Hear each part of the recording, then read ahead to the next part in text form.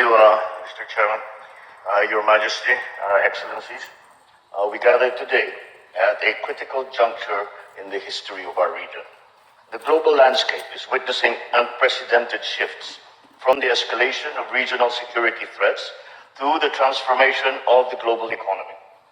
As one community, our collective well-being hinges upon our ability to respond to the changing paradigm of our times in a timely and effective manner. In these times of uncertainty, ASEAN should matter more than ever. The significance of ASEAN on the global stage can only be sustained so long as we can demonstrate to the rest of the world that ASEAN continues to be a force for positive change. The first step in that positive change is the promotion and the maintenance of peace. Because as we speak for progress, that progress must be built on a strong foundation of peace. And so let us look at the threats to peace in our region. One test of our relevance is our ability to facilitate a peaceful resolution in Myanmar.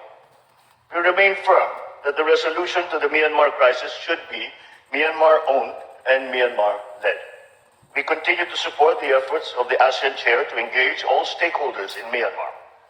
We reiterate that all efforts in Myanmar should be in line with a 5-point consensus and done in coordination with the Chair of ASEAN. Your Majesty, Excellencies, our vision for the South China Sea is a sea of peace, stability, and prosperity.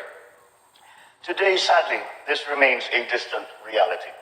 For our part, the Philippines will continue to work with all the countries to foster a rules-based international order. We remain committed to the peaceful resolution of disputes in the South China Sea in accordance with international law.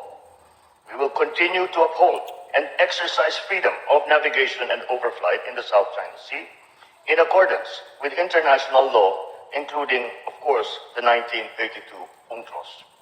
But let me be clear, we do not seek conflict, but it is our duty as citizens and as leaders to always rise to meet any challenge to our sovereignty, to our sovereign rights, and our maritime jurisdictions in the South China Sea. No country would expect any less. No country would do any less.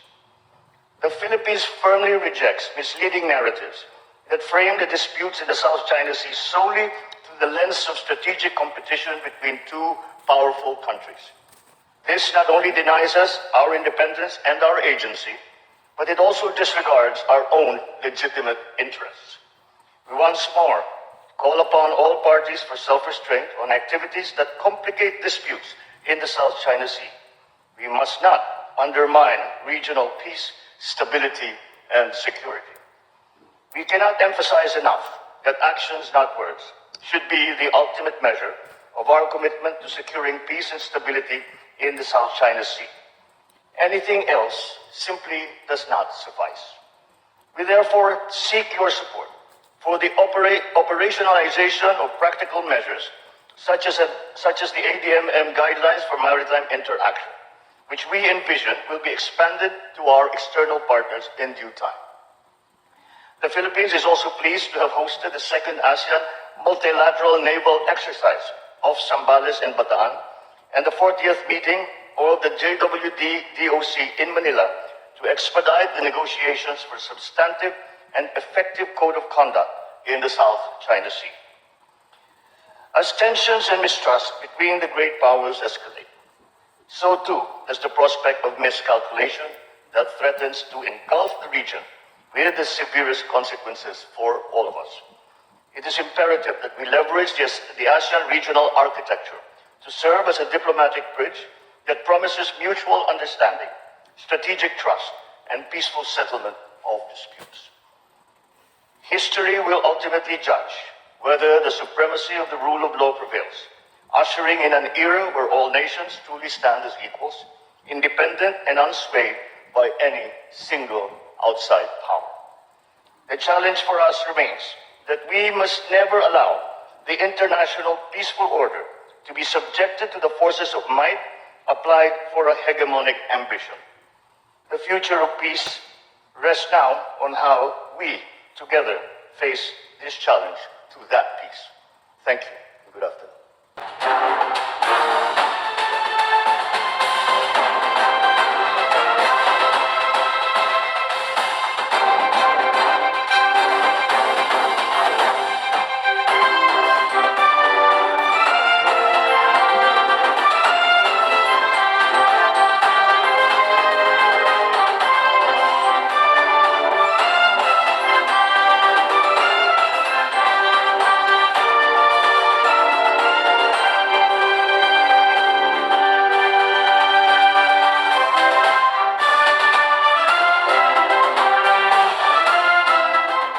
Let's offer our cheerful hellos.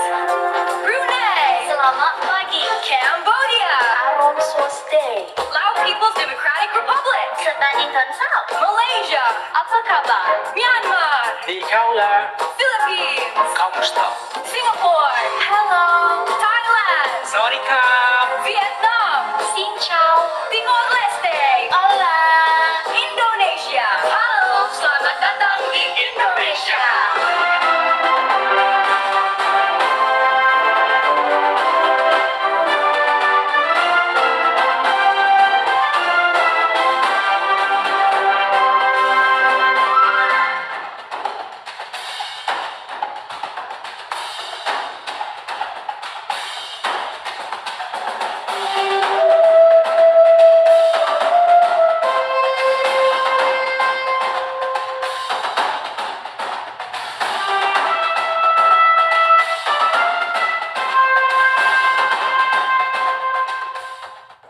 Always at the heart of our community building should be our youth. We must continue to prepare our people, especially the marginalized and the vulnerable, such as the women and the persons with disabilities in business for the digital future. The citizens of ASEAN should reskill and upskill to maintain their leading roles in our economies. As a voluntary lead shepherd for the cooperation against trafficking in persons, the Philippines will continue to call for more concerted efforts in intensifying regional and international cooperation, especially in mobilizing resources to prevent and combat the abuse of technology in TIP. We look forward to operationalizing the ASEAN Leaders Declaration on combating trafficking in persons caused by the abuse of technology.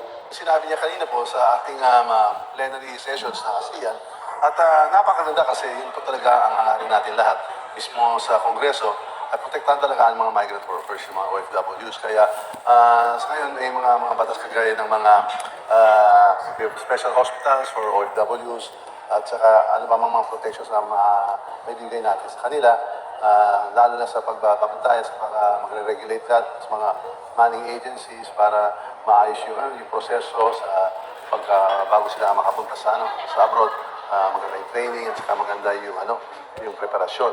So nakakaisa. Ito talaga ang puntos ng ating ASEAN na nakakaisa yung buong region. That's what they talk about, the ASEAN centrality.